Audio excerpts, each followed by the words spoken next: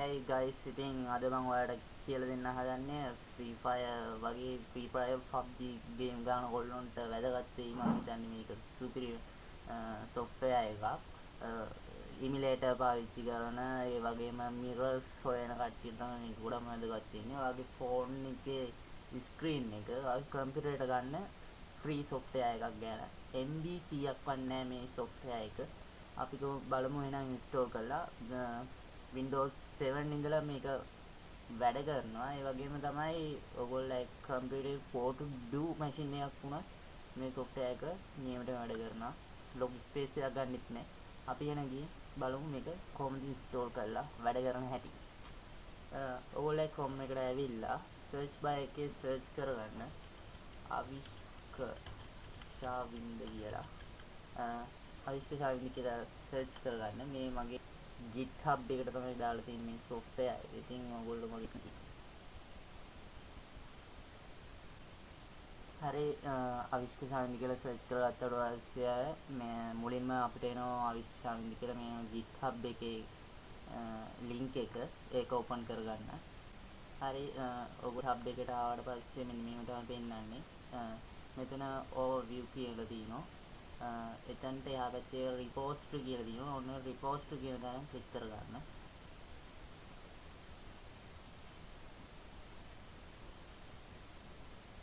repository කියන තැන click කරගත්තට පස්සේ මෙන්න මෙතන prints avmd කියලා තියෙනවා. ඊට පස්සේ avi mirror avi screen mirror කියලා තියෙනවා. මෙන්න මේ avi screen mirror කියන software එක තමයි අපි download කරගන්න ඕන. අපි ඉතින් avi screen mirror කියන software එක තියෙන registry එක open කරගමු. friends අපි මේ repository එක open කරගත්තාට පස්සේ මෙන්න මේව තමයි පෙන්නන්නේ. මෙන්න මෙතන තියෙනවා code කියලා color parting button එතන click කරගන්න. දැන් click කරගත්තට පස්සේ මෙන්න මේවට පොඩි tab එකක් open වෙනවා. මෙන්න මෙතන තියෙනවා download ship කියලා. download ship කියන button එක ඔබන්න. ඒකෙන් වෙන්නේ මේ software එක download කරගන්න පුළුවන් අපිට. හරි මේ තියෙන්නේ අපි download කරගත්ත software එක. මේක මෙතන extract කරගන්න.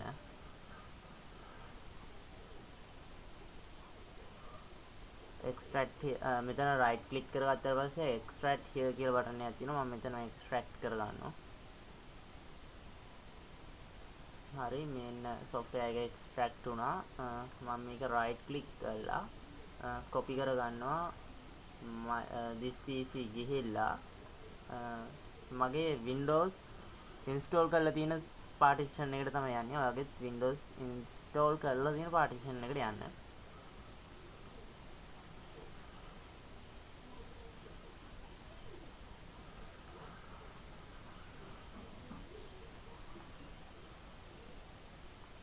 ඊට පස්සේ මගේ Windows install කරලා තියෙන partition එකට එනවා. ආවට පස්සේ මෙතන program file කියලා තියෙනවා. program file වලට එන්නේ. program file වලට ඇවිල්ලා මෙතන paste කරගන්න තියෙන්නේ. mouse එක right click කරලා copy කරගත්ත software එක මෙතන paste කරගන්න. මේ වගේ message එකක් එනවා. මේ වගේ message එකක් ආවට පස්සේ continue දෙන්න තියෙන්නේ.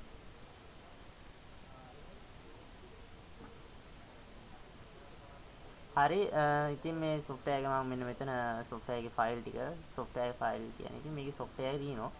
මෙතන මම copy paste කරගත්තා. ඊට පස්සේ මේක open කරගන්න. open කරගත්තාට පස්සේ මෙන්න මේ මෙතන file ගොඩාක් තියෙනවා. file ගොඩකින් මෙන්න මෙතන exe එක තියෙනවා application කියලා. මේ තියෙන application file එක. මෙන්න මෙතන avi කියලා තියෙනවා. ඒක right click කරලා create shortcut කියන එක ඔබන්න. create shortcut කියන එක ඔබලා yes දෙන්න.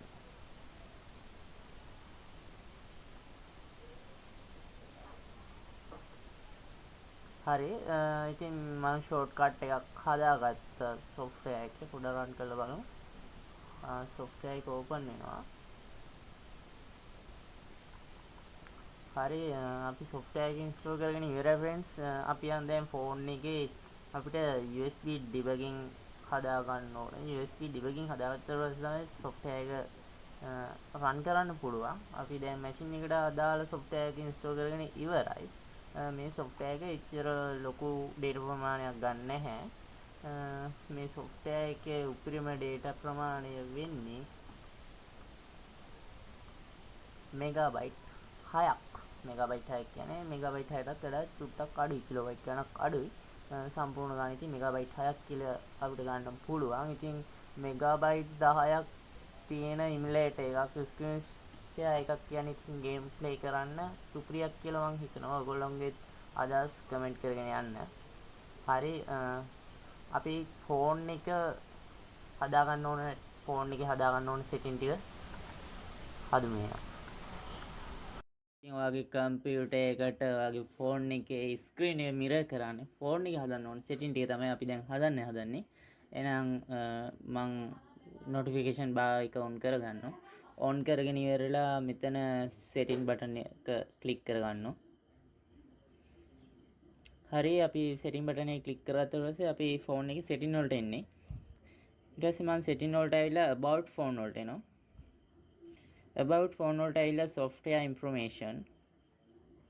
ඊට පස්සේ software information වලට ආවට පස්සේ ඔයාගේ ෆෝන් එකේ මෙන්න මෙහෙම build number කියලා තැනක් තියෙනවා. ඒ build number එක උඩ touch කරන්න.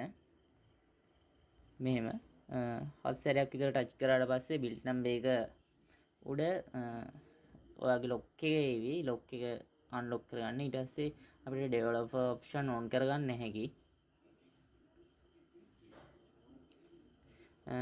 මෙන්න මේ වගේ message එකක් එනවා developer option has enable කියලා. ඊට පස්සේ back වෙන්න. හරි back වුණාට පස්සේ මේ පොඩ්ඩක් පල්ලෙහාට ගියාම developer option කියලා අලුත්ම option එකක් ඇවිත් තියෙනවා. ඒක click කරගන්න.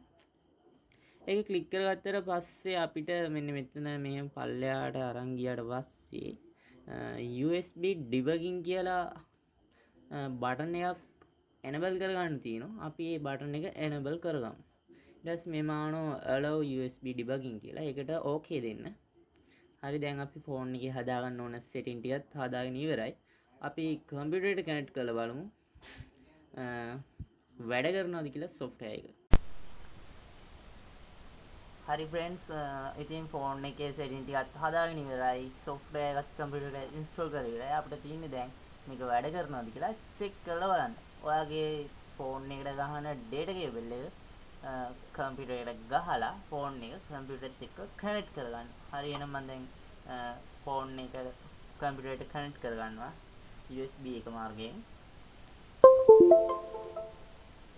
ෆෝන් එක කනෙක්ට් කරගත්තට පස්සේ ඔයාලට තියෙන්නේ මෙන්න මේ software එකේ shortcut එක ඇවිත් තියෙනවා. software එක ඔබන්න විතරයි තියෙන්නේ. ඊට පස්සේ මෙන්න මේව software එක run වෙනවා. හරි දැන් free fire game එක මම පොඩ්ඩක් run කරලා බලන්න මේක play කරන්න පුළුවන්ද කියලා ඇත්තටම.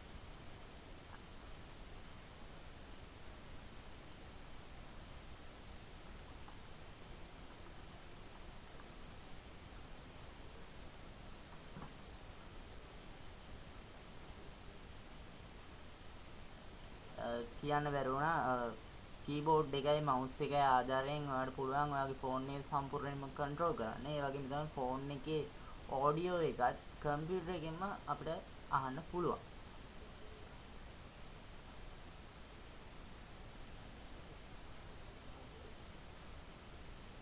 ඉතින් එක එක mirror software දාලා emulator දාලා පාවිච්චි කරනකොට MB 5ක මේ software එක use කරන එක හොඳයි කියලා මම නම් හිතනවා. මම මේක ටෙස්ට් කරලා තමයි ඔයගොල්ලන්ට කියන්නේ. හරි මම ගේම් එකට ආවා. ඔයාලට පේන ඇති මෙතන mouse pointer-ෙන් අපිට මේක close කරගන්න හැකි.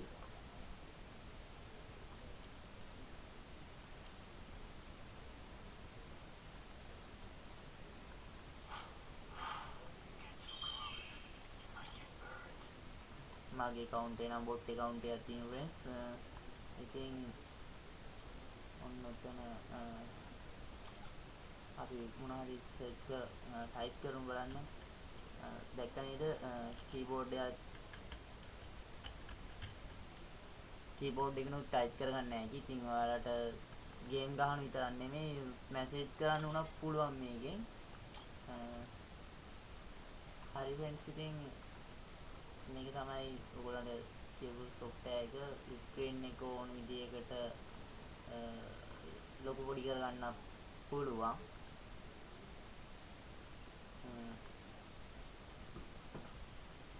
ඒ වගේම YouTube වීඩියෝ බලනවා නම් එහෙම YouTube වීඩියෝ බලන අයටත් මේක හොඳ software එකක් කියලා මම කියනවා. YouTube දෙකට ඇවිල්ලා වීඩියෝ එකක් එහෙම බලා ගන්න පුළුවන් ඔය කට්ටියට. ඉතින් අමතක නොකර මගේ YouTube channel එක subscribe කරන්න.